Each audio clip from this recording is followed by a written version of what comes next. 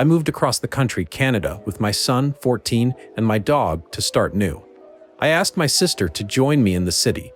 She lived in a small town 2 hours south from where we live now. I accepted a job offer, as did my sister, and we signed a 3-year fixed rental agreement in a 3-bedroom house. My sister and I are very different people. We have a complicated but supportive relationship. We have a lot of love and respect for one another. We also have some on-off codependency issues from our childhood. Things were going well for the first few months. We were transitioning into this dynamic, and it wasn't always easy, but we found systems and ways to make it work. Everything changed 3 months ago. My sister met a man and conceived on her first date. The baby is due in April. It's a welcome surprise. My sister is experiencing a difficult start to her pregnancy. Insomnia, stress, thyroid issues. We have not been getting along. My son and I can do nothing right. It's the little things, compounded. My sister is also quite entitled, openly expresses and reinforces this attribute with humor. In her pregnancy, it's been worse. There's little to no consideration. For example, she's struggling with the sound in the house. She leaves her door open for her cat and refuses to wear earplugs. Instead, she demands for my son and I to vacate the living room and kitchen at 8 p.m. because she can hear us. I don't get home until 7 p.m. and need to make dinner. Another example is that I had been giving her upwards of $600 per month in groceries. I have a lot of allergies, and she wouldn't accommodate these allergies, so I would often need to eat alone and buy additional groceries. It hurt me to learn that she had her groceries supplemented by the father of her unborn child, meaning that she had been asking for money for groceries that were already paid for. My salary is less than my sister's, and I have a dependent. She decided that the child's father would move into this house with his dog and his cat and sleep in the foyer at the top of the stairs without consulting with myself or my son. This area of the house is not closed in. It's positioned above the living room, kitchen, an area that my sister has already deemed inaccessible between 8 p.m. and 6 a.m., and also between 5 p.m. and 7 p.m. My son and I are starting to get forced into our bedrooms off the entry hallway. They split up 2 weeks ago, and he's still moving in. He's a bit of a dirty guy, and my sister is type A. To put things into perspective, she has cleaned out his house and his 2 storage units in the last 3 months. He's not much of a cook or cleaner. She said that I'm lucky because I get to benefit financially from this. I'll pay less in rent, and I don't even deserve it. Those were her actual words. I actually like the guy. I don't like the way my sister treats him, but he's a nice guy. I moved for a lot of reasons. My son was experiencing anxiety and self-esteem issues around his father, never married, separated after the birth of our son, in and out of the picture, who had drained our collective savings account for the kid's education because of addiction. I wasn't able to secure a suitable salary with my education to get ahead. To be fully honest here, my sister and I had a hard upbringing. The only reason I stayed in our hometown was so that my son had access to his father, and well, a time came where his father's absence would be more beneficial than his presence. I moved so that we could start a new life and have peace. We are not experiencing peace. I confronted my sister about the use of communal spaces and that she would have to find solutions to limit the way sound affected her. I confronted my sister about shared bills and asked her to post the bills on the fridge and that we would no longer be splitting most groceries. I confronted my sister that I'm not entirely comfortable with someone moving in here. It's not within the rights of our lease, and we would need to communicate this with the landlord and ask to break the lease. My sister's response to everything has been emotional, reluctant, and avoidant. She simply cries, yells, and walks away. She claims that I am abandoning her. I feel exhausted, exploited, and manipulated. It's affecting my work, my personal life, and my ability to enjoy life. My son is experiencing some anxiety too. He has sports and extracurricular activities most days after school, and I am adamant to discuss adult things without my son there. However, he has witnessed some arguments and knows that we are not getting along. I want to leave this situation. I know I have to. I feel like I'm abandoning her. Not just because she tells me so, but because everything is crazy and I want to leave. I didn't sign up for this. I don't agree to live with my sister, her estranged ex-boyfriend of 3 months, and his 2 pets. I don't know where to start, how to do this. I know I need a couple months to save up for the first and last. Some comments below. Somebody said, have the guy take over your lease and leave before the real madness starts. Original poster replied, I think this is the best route. I had originally pitched this idea and my sister had said he wouldn't move in. A month passed and she decided he would move in. I originally said that I would stick it out until June, marking 1 year on our lease, but I just can't stick it out that long. My work and mental state are suffering too much. Edit. In all fairness, I have been fickle agreeing to this arrangement and disagreeing with the arrangement of the father to be moving in. It's difficult to think about my son or myself when I can clearly see my sister is in so much distress. Despite all the comments here about her being awful, she's still my sister, and I love her. I will continue to support her, but on my terms. Her feeling abandoned is valid to her because that's how she feels, and she's afraid. It's not as easy as walking away. I want our relationship to get better, not worse. Some commenters' opinion, you are worried about your sister's mental health, but she is not showing any reciprocity. You need to take care of you and your son, who has already been through a lot. Go forth to a new place and be happy, but do not pack any regret with you. It changes nothing and only brings non-peace. You deserve to put yourself and your son first. You can do this. Give yourself a hug for doing the right thing. Leave before her newborn arrives and her entitled ass expects you to get up at night and do a lot for her baby. Do not fall for her guilt-tripping and abandoning bullshit. She's a 36-year-old woman who got knocked up on a nightstand, so she needs to sort her own life out. She is inconsiderate, selfish, and has no respect for you and your son. She has also been taking advantage of you regarding grocery money, so you need to put you and your son first and get the hell out of there. She will try and extort money out of you for the baby, and do not fall for that. Remember, her baby has a present father and yours doesn't. Plus, she makes more than you. Set hard boundaries and show that she can't walk all over you anymore. You never agreed to live with someone who treats you like shit. She has zero respect or regard for your needs or your son's needs. She is choosing to ignore your feelings at every turn. As soon as you possibly can, give her 30 days notice that you and your son are leaving. In the meantime, do what's best for you and your son, not necessarily what she has decided she wants you to do, such as changing your habits and staying out of common spaces. Update 2 months later. Posting on Reddit was an absolute wake-up call. My sister found the post. She and her ex totally berated me in a government building conference room after hours. When I was adamant about moving out, things got substantially worse. My sister decided he would not move in and we would both move out. I notified the landlord to give him 60 days notice. I found a place for myself and my son. It's within my budget and absolutely perfect.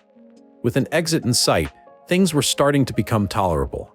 Come mid-November, there was still the issue of shared assets, so I braced the difficult conversation with my sister via text, requesting to set a date and time to discuss things. Her actual reply was, "Suck my dick, I'm blocking you." I remember being shocked. This was actually out of character.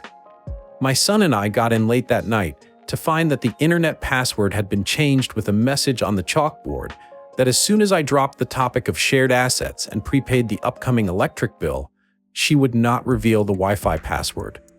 We live in an area without cell coverage, so I couldn't even message my sister to call her out. I'm not proud, but I went to the garage and unplugged the router and locked it in my truck. When she came to me, she was furious. I can hardly remember what she said now. What I can say is that she was very cruel and near violent. In that verbal vomit, she said, "You have no idea what I've been through. I miscarried." At that point, I asked her to give me a few minutes to process. I left shortly after, with my son and my dog, leaving the router on the porch. I'm embarrassed to say that I offered to stay the night and keep her company. I realize now that in order to support someone, we have to ask ourselves if this is safe, if we have the capacity to offer support, and if this person has the capacity to accept support. She halfway apologized a couple days later. After that, she grieved independently and almost silently. My son and I grieved independently from her, being careful to follow her direction and boundaries of not talking about it. Weeks felt like months. The house was cold. Any level of contact or coordination was the beginning of a fight. In therapy, I started to unpack the events over the last year. I learned a great deal about myself, mostly in regards to my self-integrity. I've come to understand my role in perpetuating her controlling behaviors, my lack of self-esteem which snowballed under our shared roof, leaving me in a state of ambivalence and complacency. I recognized the ways in which my sister held little to no regard to my autonomy, often using emotional manipulation to force my submission.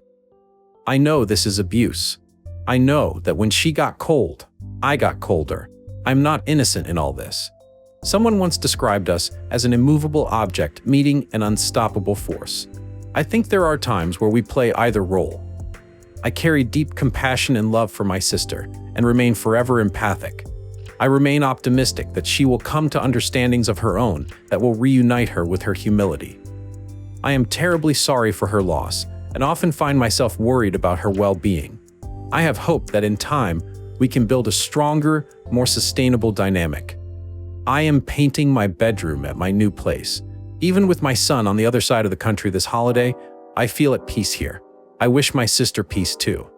A day will come where we can overcome some of these hardships, but that day is not today. Let's check some comments below. Somebody said, "Good. I hope your life gets better without your abusive sister in it." I kind of want to address how you felt that you were equally at fault for the fighting.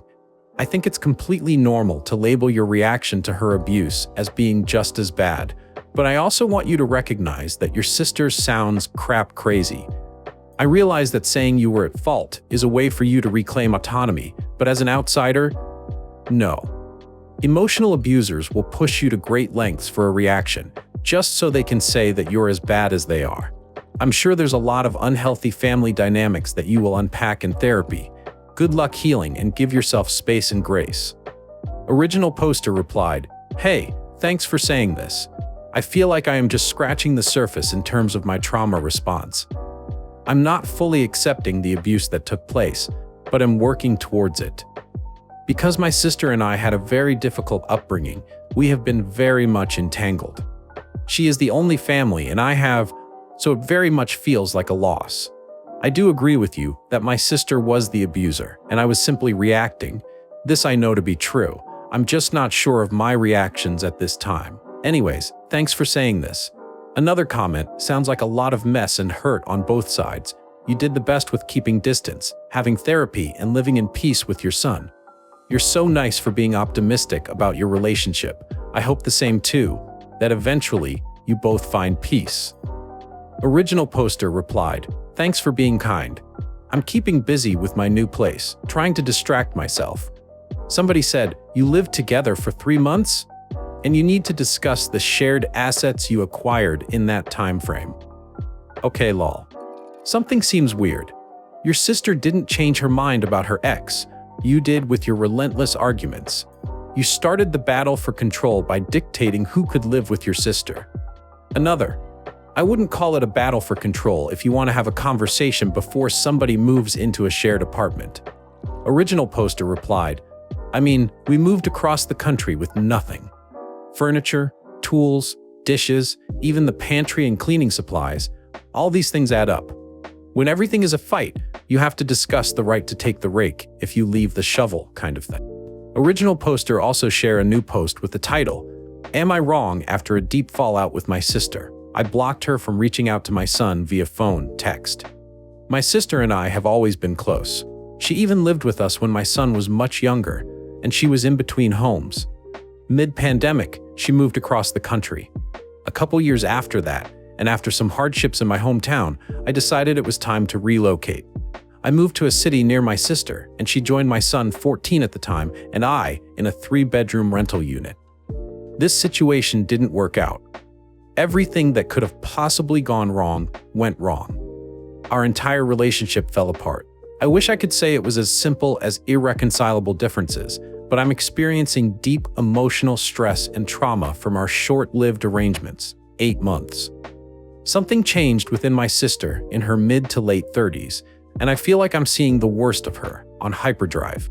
I won't get into much detail here, but I will share that in our fallout, she lacked boundaries with my son, her nephew. My son actually came to me to tell me that she had been saying a lot of things that were making him uncomfortable. Even after he asked her to stop, she continued to say things. My son wasn't explicit with details, but he said that she said very cruel things about me. He was most upset when she mentioned something along the lines of, "Trust me, a day will come where you hate your mom. It's natural to feel this way." My son and I are really close and keep open communication. I'm grateful that my son can come to me, but heartbroken that my sister would say such things. It wasn't just rhetoric about me. She had been sharing intimate information about our family friends and mature information about herself and relationships. At the time, she was dropping him to school in the morning since she worked very close. But after that, my son asked me to drive him to school, so I did. When I asked my sister that I need her to establish better boundaries, she agreed at first, and I thought that things got better. The main concept I kept reiterating was that my son would be left out of conflict, his feelings would not be assumed, and he would not be involved in any decision-making. So, I thought things were getting better, but I feel the behaviors just became more discreet, but far more detrimental.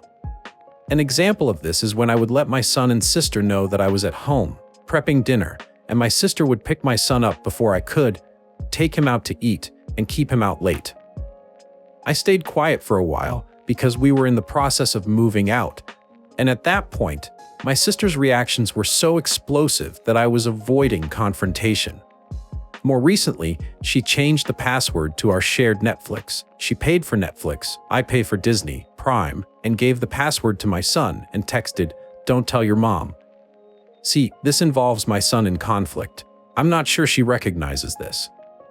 After the holidays, I sent her a message via text to let her know that I would be going no contact until I can process all the things that happened over the last few months. Also, nothing that my son would be off limits to, until we could have a sit-down to discuss age-appropriate boundaries, general respect, etc. She never responded. I noticed that in our fallout, she had deleted and blocked me from Facebook. I sent her another message that my son was asking about her and said that when or if she had the capacity to start that discussion, I would be happy to start that. I can't help but wonder that she actually blocked me. I imagine it was after the first message, because earlier that day, she had asked me to pay a portion of a shared bill, which I did. So my son mentioned today that she texted him. She changed her number. I'm feeling really odd about all of this.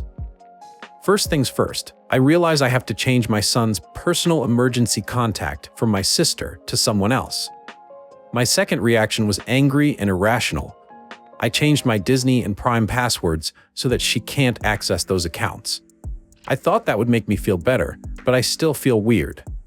I went on to block her numbers from my son's phone. If she's not willing to discuss, let alone respect reasonable boundaries with my son, she can't be in contact with him. If she's not willing to keep light communication with me, the logistic stuff, she shouldn't spend time with my son at all. I don't know her contact number or where she lives. She recently had a miscarriage and has completely alienated herself from family and friends while she unravels. I'm actually kind of worried that she would take my son out of school without my knowledge or permission. Maybe that part is an overreaction. I'm pretty sure blocking her number until she opens communication with me again is reasonable. Am I wrong? Edit. She is no longer my son's personal emergency number for the school, his sports, and my work. In the comment section, I love that your son loves you and has your back and won't let his aunt ruin that. He's growing into a good person, and you have his back. She will not come between you two, all while taking from you. Have no guilt changing the passwords. She did it too. And she is trying to hurt your relationship with your son. It's strange she is trying to get a kid involved. That's inappropriate. You've got this, mama bear. Original poster replied, I appreciate this. I feel really grateful that my son and I have open communication like this. The trouble is that he really enjoys his aunt and misses her. I generally have a rule that I can't say no unless it's dangerous, and this area is so gray that it's hard to tread, but I'm starting to feel like I'm on the right path. Thanks for saying nice things.